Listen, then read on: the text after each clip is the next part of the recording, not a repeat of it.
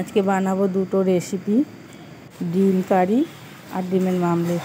ডিম কারি বানানোর জন্য আমি ডিমগুলো আগেই সেদ্ধ করে ভেজে নিয়েছি। এবার মশলাটা কষিয়ে ডিমগুলো দিয়ে দিলাম। মশলা দিয়েছি পেঁয়াজ, কাঁচা লঙ্কা আর টমেটো দিয়ে ভালো করে মশলাটা কষিয়ে ওর মধ্যে ডিমগুলো দিয়ে কষিয়ে নামিয়ে নিলাম। আর ডিমের মামলেট বানানোর জন্য আমি বাটিতে পরপর 3টে ডিম ফাটিয়ে নিলাম। ফাটিয়ে পেঁয়াজ কুচি ও লঙ্কা কুচি নুন দিয়ে ভালো করে ফেটে পরপর মামলেটগুলো বানিয়ে নেব।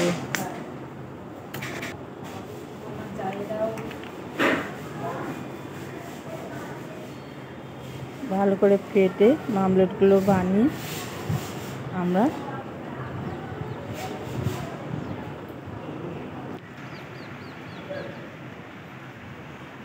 মুড়ি খাবো।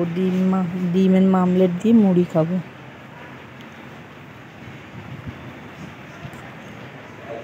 যদি এই দুটো রেসিপি ভালো লেগে থাকে তাহলে প্লিজ একটা লাইক, কমেন্ট এবং শেয়ার করে পাশে থাকবেন।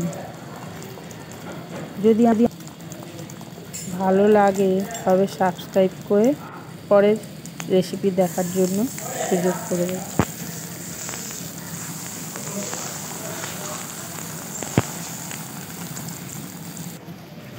সবাই ভালো থাকবেন।